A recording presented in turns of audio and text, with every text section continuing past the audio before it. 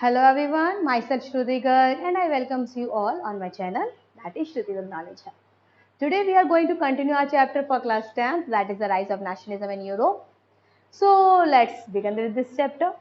In the previous section we had studied about कि किस तरीके से ट्रीटी ऑफ वियना हुई थी, नेपोलियन हारे गए थे और उसके बाद apply censorship in the whole France but people like freedom, तो इसलिए उन्होंने सीक्रेट सोसाइटी को स्प्रैंग अप करना शुरू कर दिया था।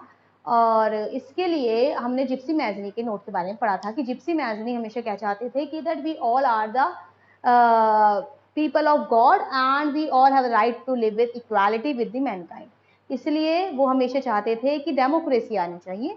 लेकिन on the another hand Duke Metternich जिन्होंने ट्रीटी ऑफ वियना को लीड करा था, उनका कहना था कि that censorship monarchy is better और सेंसरशिप अप्लाई हो जानी चाहिए। तो इसी चीज को अब हम आगे ले जाते हैं। अब हमारा है the topic the age of revolution 1830 to 1848, यानी कि 1830 से लेकर 1848 के बीच में क्या हुआ। ठीक है, in this case we had studied about कि एक तरफ तो अब आप देख रहे हैं कि दो ग्रुप बन गए हैं। एक तरफ वो ग्रुप है जो कंजर्वेटिव को फॉलो कर रहा है, means they want to consolidate whole power in a single hand. On the another hand जो लिबरल नेशनलिस्ट हैं दे वांट कि भाई क्या आनी चाहिए, डेमोक्रेसी आनी चाहिए। तो इसके लिए जो आपके लिबरल नेशनलिस्ट हैं वो अलग अलग जगह जाते हैं, पूरे यूरोप में विजिट करते हैं, जैसे कि ऑटोमन एम्पायर विजिट करते हैं वो। इसके अलावा Ireland, Poland, German state, Italian, इन सब जगह जाते हैं and they spread the idea of nationalism there. इसमें उनका साथ देते हैं जो एजुकेटेड मिडिल क्लास एलाइट होते हैं, like professor, school teachers, clerks, members, ये सब इनका क्या देते हैं, साथ देते हैं कि उनको लगता है कि हाँ जी that democracy is far better than the autocracy. अब ये जब सब चल रहा होता है तो पहली अपील कब मिलती है, इनके लिबरल नेशनलिस्ट को पहली सक्सेस कब मिलती है, तो पहली सक्सेस मिलती है उन्हें 1830 में। That you all remember that in previous video हमने पढ़ा था कि जब ट्रीटी ऑफ वियना हुई थी तो ट्रीटी ऑफ वियना का मेन मकसद क्या था कि जो भी काम नेपोलियन के टाइम पर करे गए हैं उन्हें अंडू कर दिया जाए, that all the work should be undo. उसमें इन्होंने एक काम और करा था कि जो जो मोनार्की को खत्म कर दिया था उन्हें रीएस्टेब्लिश कर दिया था, लाइक बॉर्बन डायनेस्टी को रिस्टोर करा था। और 1815 में जब बॉर्बन डायनेस्टी को रिस्टोर किया गया था तो उसका जो राजा बनाया गया था उन्हें बनाया गया था लुइस फिलिप को। He was the cousin of Louis 16, तो लुइस फिलिप को वहां का राजा बना दिया गया था। बट 1830 तक आते आते इतना ज़्यादा प्रेशराइज हुआ, इतने ज़्यादा रिवॉल्यूशन हुए कि 1830 में लुइस फिलिप का रूल खत्म करके वहाँ पे कॉन्स्टिट्यूशनल मोनार्की ला दी गई, यानी कि लुइस फिलिप अभी भी राजा हैं बट उनकी पावर को कंट्रोल किया जाएगा और वहाँ पर क्या बना दी गई, कॉन्स्टिट्यूशनल मोनार्की बना दी गई। तो ऑब्वियसली बात है तो बहुत बड़ा चेंज आया। अब क्योंकि प्रॉब्लम ये थी कि जहां फ्रांस में कुछ भी होता था ना उसका असर पूरे यूरोप पर दिखाई देता था। अभी आपने पीछे पढ़ा कि शुरुआत फ्रेंच रिवॉल्यूशन से हुई जो इतने आगे तक बढ़ रही है कि पूरे यूरोप के लोग now want democracy, now want कि उनके कंट्री में लिबर्टी आनी चाहिए। तो इसीलिए ड्यूक मैटरनिच ने एक स्टेटमेंट और दिया कि when France sneezes whole Europe catch the cold, यानी कि जब फ्रांस को छींक भी आती है ना तो पूरे यूरोप को ठंड लग जाती है, पूरे यूरोप को कोल्ड लग जाती है। इसका असर एक और हुआ था कि आपका सेकंड हो गई थी Greek war of independence. Again an important question, Greek war of independence broke out हुई थी आपकी 1821 में। ग्रीक वॉर ऑफ इंडिपेंडेंस क्या है, ग्रीक वॉर ऑफ इंडिपेंडेंस ये है कि ग्रीक में ऑटोमन एम्पायर का रूल था, इनकी मुस्लिम रूल था 15th सेंचुरी से। लेकिन जब फ्रांस में रिवॉल्यूशन आया, लोगों को लिबर्टी के बारे में पता लगा, then Greek people want that in their country also freedom should be there and they didn't want to enjoy now Ottoman Empire rule. वो Ottoman Empire rule के अंदर रहना नहीं चाहते थे and they want independence. For this उन्होंने war शुरू करी 1821। 1821 में जब उन्होंने वॉर शुरू करी तो बहुत सारे पोएट्स, आर्टिस्ट, ग्रीक के लोग जो ग्रीक पीपल जिनको एग्जाइल कर दिया गया था, इसके अलावा कुछ अलग वेस्टर्न सिविलाइजेशन के लोग थे जिनको ग्रीक से बहुत ज़्यादा प्यार था, उन्होंने उनका इस वार में साथ दिया। अब क्योंकि वो फ्रांस की लड़ाई देख चुके थे तो उसका उन्हें एक्सपीरियंस मिला और विद इन 11 ईयर्स यानी कि 1832 में ग्रीस ऑटोमन एम्पायर के रूल से आज़ाद हो गया। 1832 में जब वॉर खत्म होती है, जैसे कि पहले नेपोलियनिक वॉर खत्म हुई थी ट्रीटी ऑफ वियना 1850 में। जब ग्रीक वॉर खत्म हुई तो इस बार ट्रीटी हुई, treaty of Constantinople. Treaty of Constantinople हुई 1832 में। अब इस वॉर में बहुत सारे पोएट्स ने साथ दिया। एक पोएट हुए थे लॉर्ड बायरन, जिन्होंने इस वॉर के लिए फंड भी इकट्ठा किया, फाइट भी करी वॉर में, and on the second hand उनकी डेथ हो गई थी ड्यू टू फीवर इन 1824 में उनकी डेथ हो गई थी। और एक बात और जो इसके अंदर खास ये है कि ग्रीक वॉर ऑफ इंडिपेंडेंस को बहुत सारे पोएट्स ने क्रैडल ऑफ यूरोपियन सिविलाइजेशन का नाम दिया है। क्रैडल ऑफ यूरोपियन सिविलाइजेशन मतलब ये कि उनका ये मानना है कि जैसे किसी भी चीज की शुरुआत होती है, एक बच्चे की शुरुआत होती है, पैदा होता है और वो पालने में होता है, उसके बाद उसे पूरी एक जर्नी जीनी है इस धरती पर। इन द सेम सेंस ये यूरोपियन सिविलाइजेशन का बाल रूप था जो ग्रीक में आया था। ठीक है, तो पूरे European civilization, Greek war of independence को क्रैडल ऑफ यूरोपियन सिविलाइजेशन भी कहा जाता है। So in exam they can ask the question in various ways that what do you mean by Greek War of Independence, or explain Treaty of Constantinople 1832, या explain why people poet says Greek War of Independence as the cradle of European civilization। 3 से 4 तरीके से ये question exam में पूछा जा सकता है।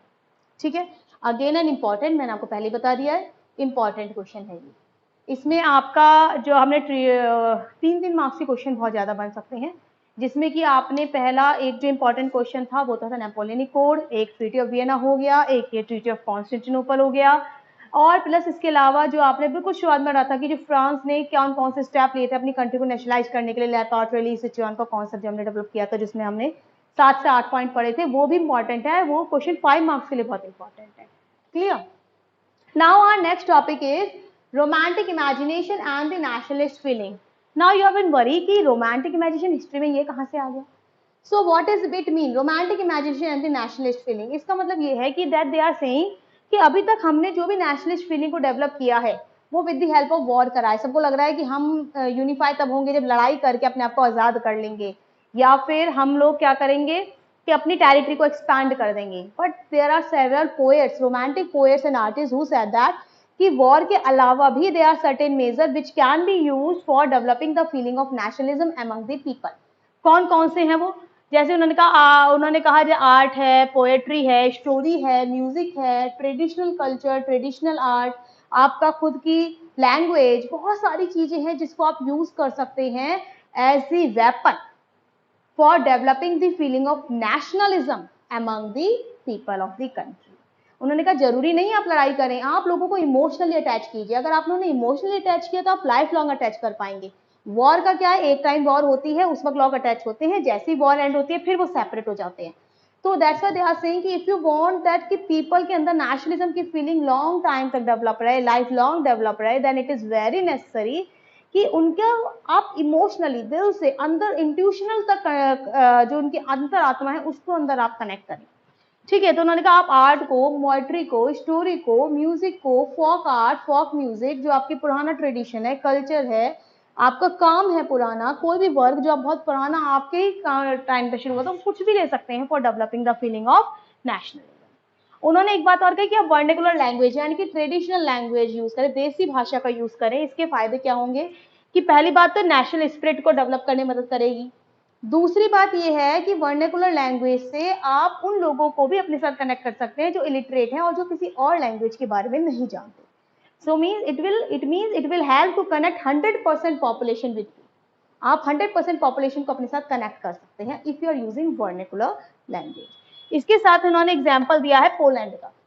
उन्होंने कहा जब प्रूशिया, रशिया और ऑस्ट्रिया के साथ वॉर होती है एंड पोलैंड हार जाता है तो पोलैंड पर कब्जा हो जाता है रशिया का। ठीक है, लेकिन कब्जा होने के बाद भी पोलैंड भले इंडिपेंडेंट नहीं रहा बट स्टिल उनके अंदर नेशनलिज्म की फीलिंग नहीं चेंज होती है। वो अपना म्यूजिक सुनना चाहते हैं, वो अपनी लैंग्वेज बोलना चाहते हैं, वो अपने यहाँ के ओपेराज और म्यूजिक को ही सुनना पसंद करते हैं।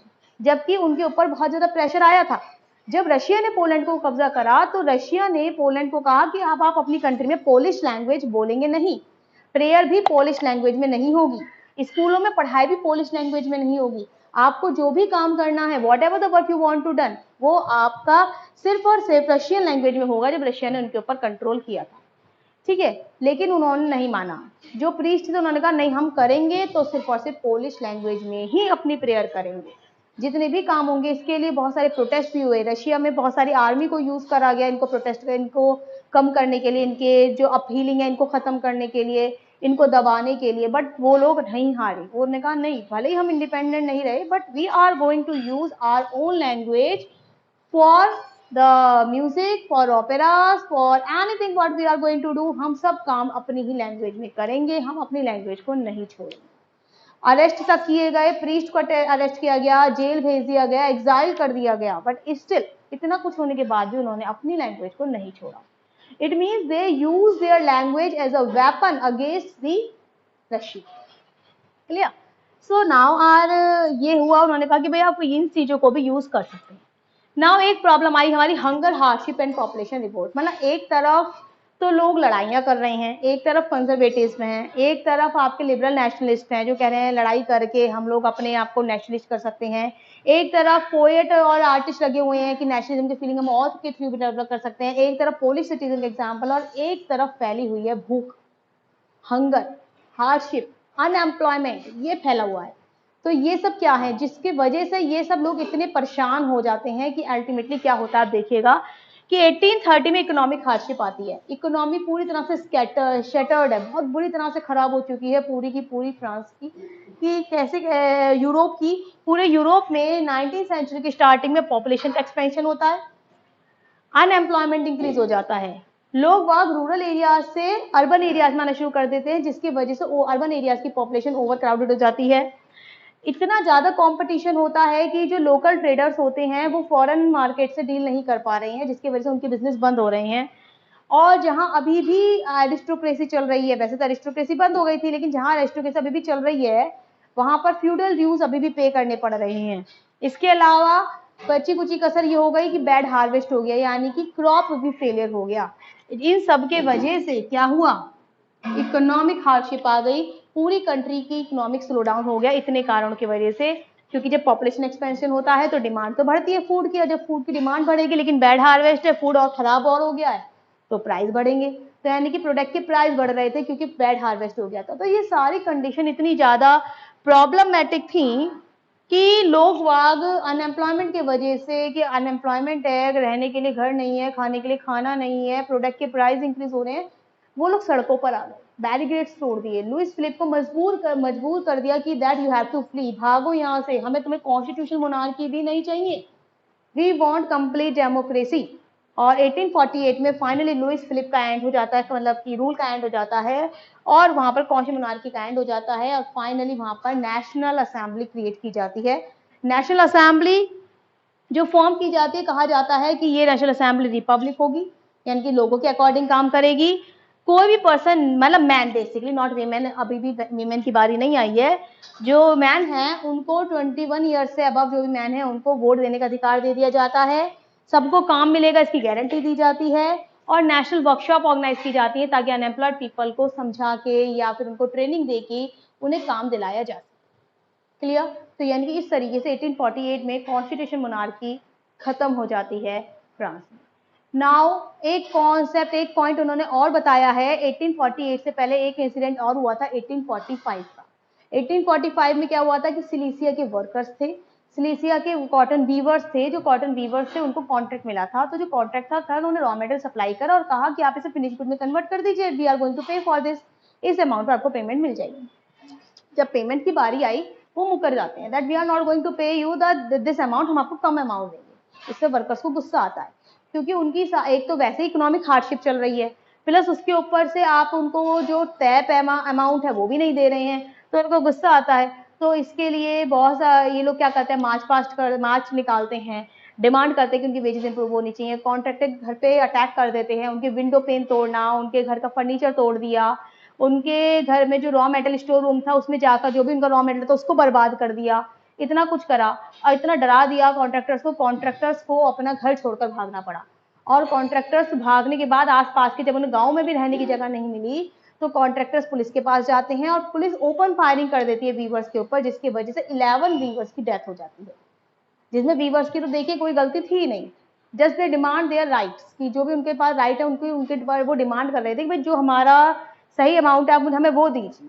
ये आप लास्ट मोमेंट पे सारा काम कराने के बाद पेमेंट कम कर रहे हैं, that's not the right thing. क्योंकि उनको पता था, कॉन्ट्रैक्टर्स को पता था कि लोगों की एम्प्लॉयमेंट की जरूरत है, तो उन्होंने उसका फायदा उठाया और कहा कि भाई हम आपको इतना पेमेंट नहीं करेंगे, जो कि गलत. तो आप देखिए कितनी सारी प्रॉब्लम आ रही हैं हमें आज की तारीख में सुनने में, हमें लगता है डेमोक्रेसी हम जी रहे हैं, बट हमारे को जो डेमोक्रेसी ला कर दी है वो इन लोगों ने ला कर दी है. So they are living a very hard life, they were lived a very hard life, उनको बहुत हार्ड लाइफ उन्होंने जी. And after so much struggle, इतना सारे लोगों की कैजुअलिटीज, इतने सारे लोग मारे गए, इतने, तब जाके डेमोक्रेसी हमारे हाथ लगी है. So we have to keep secure this democracy. हमें we have to respect the democracy कि हमें जो मिली है वो हमें बहुत मेहनत से मिली है. Clear? So this is all about today's video and I hope you like the video. सब कुछ समझ में आया होगा आपके. And have a nice day.